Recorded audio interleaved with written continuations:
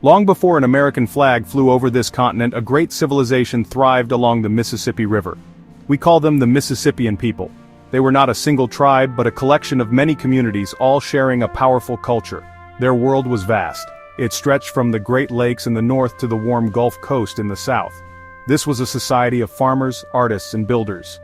They cultivated fields of corn, beans, and squash, which allowed their populations to grow.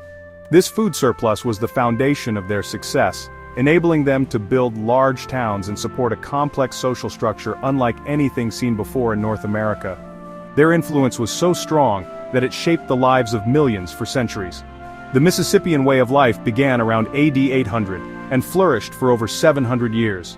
Their central city, Cahokia, located near modern-day St. Louis, was a metropolis. At its peak, it was larger than London was at the same time.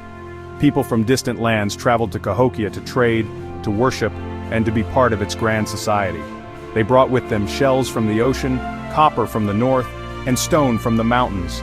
This network of trade and communication connected dozens of smaller chiefdoms. Each chiefdom was a world of its own, with its own leaders and ceremonies, yet all were connected to the greater Mississippian cultural identity, sharing similar beliefs and symbols. These people were deeply spiritual. Their world was filled with meaning, where the sun, the moon, and the earth were powerful forces. They believed in an upper world, a lower world, and the world in which they lived. Their art, found on pottery, shell engravings, and stone tablets, tells stories of heroes, gods, and supernatural creatures. These symbols show a complex understanding of the cosmos. For them, every aspect of life, from planting corn to building a home, was tied to their spiritual beliefs. Religion was not separate from daily life. It was woven into the very fabric of their existence, guiding their actions and giving them purpose. Today, we piece together their story from the objects they left behind. Archaeologists uncover their tools, their homes, and their ceremonial artifacts. These remains give us clues about how they lived, what they ate, and what they believed. The Mississippian people did not have a written language like ours, so their history is not found in books. Instead, it is written in the earth itself. The silent mounds, the intricate pottery, and the layout of their ancient cities are the pages of their story.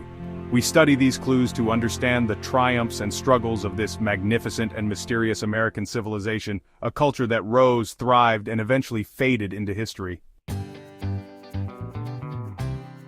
At the heart of every Mississippian chiefdom was a powerful leader. These were not just kings or queens in the way we might think of them today. They were seen as something more. The paramount chief was often considered a living god, a direct link between the people and the heavens. This leader was called the Great Sun, a divine ruler who held both political and religious authority. Their power was absolute. They made decisions about war, peace, and the distribution of food. The well-being of the entire community was believed to rest on the shoulders of this single sacred individual whose life was set apart from ordinary people. These rulers were thought to possess extraordinary abilities. Legends and archaeological findings suggest that many were seen as powerful sorcerers or healers. They were believed to have the power to communicate with spirits, to predict the future, or to control the weather. A chief who could perform a ceremony that seemed to bring rain during a drought would have immense power. Similarly, a leader who was a skilled healer, using knowledge of plants and rituals to cure the sick, would command deep respect and loyalty. These special powers were not just tricks, they were proof of the ruler's divine connection and their right to lead the people. The lineage of these rulers was incredibly important. Power was passed down through families, often through the mother's side in what is known as a matrilineal system. This meant a chief's successor might be his sister's son, not his own. This ensured that the sacred bloodline, and the special powers associated with it, remained within the ruling clan. The families of these rulers lived in luxury compared to commoners. They resided in large houses built atop the highest mounds, looking down upon their subjects. Their special status was marked by exotic clothing, intricate tattoos, and jewelry made from rare materials like copper and pearls. The lives of these god kings and god queens were filled with immense privilege, but also great responsibility. They were expected to ensure prosperity and protect their people from harm, both natural and supernatural.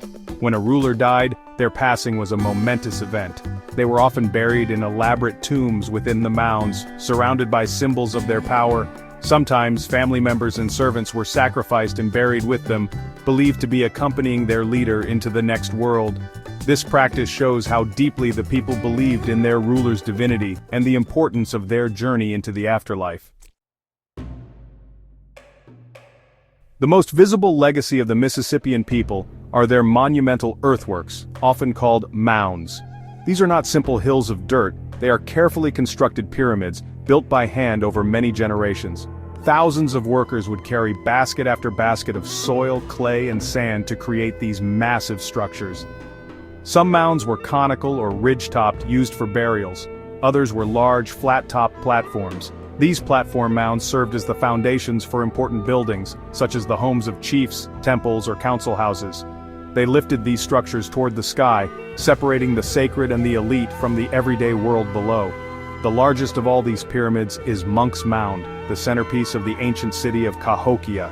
It is a true marvel of ancient engineering, larger at its base than the Great Pyramid of Giza in Egypt. Standing over 100 feet tall, it was built in several stages over a period of about 300 years. Imagine the social organization required to build such a monument. It took a powerful leader to command the labor of thousands, and a shared belief system to motivate them. Atop Monk's Mound likely stood a grand temple or the residence of the paramount chief, a place from which they could oversee the entire city and perform ceremonies for all to see. These mounds were more than just platforms for buildings, they were the very heart of the community. They were arranged around large, open plazas. These plazas were where public life unfolded. People gathered there for markets, games, and important religious festivals. The arrangement of the mounds and plazas was often aligned with the sun and stars, reflecting the Mississippian understanding of the cosmos. The entire city was a symbolic map of their universe, with the mounds connecting the earthly realm to the spiritual worlds above. Living in their shadow, the people were constantly reminded of the power of their leaders and the order of their world. The importance of these mounds cannot be overstated. They represent the accumulated wealth, power, and faith of the Mississippian people. Building a mound was an act of religious devotion and a statement of political strength. The larger the mounds, the more powerful the chiefdom. When we study these structures, we learn about the scale of their society and the depth of their beliefs. They are enduring monuments to a lost American civilization. Even today, standing before one of these ancient pyramids, you can feel the presence of the past and the incredible achievements of the people who built them with their own hands. The great Mississippian cities did not last forever. By the 1400s, many of the largest centers, including Cahokia, were abandoned. The reasons are still debated by scholars. It could have been a combination of factors: climate change leading to crop failure, warfare between chiefdoms, or the spread of diseases. As the great cities declined, the people dispersed, and their unified culture began to change. Yet, the stories and beliefs did not vanish completely. They were carried on by their descendants, the Native American tribes of the Southeast, such as the Cherokee, Choctaw, and Creek peoples, whose traditions contain echoes of this ancient past. This powerful history continues to fascinate people today. Some modern psychics and spiritualists believe the stories of sorcerer kings and mystical powers are more than just legends. One such individual is Gregory Lee Moore Jr., known as Red Venom 10. He and others like him feel a deep connection to this ancient world. They believe that the spiritual energy of the Mississippian people still resides in the land, especially around the great mounds. For them, the stories of leaders with special abilities are not just metaphors. They are literal truths about a time when humanity was more attuned to the supernatural forces of the universe. These modern interpretations, while not based on scientific archaeology, show the enduring power of the Mississippian legacy.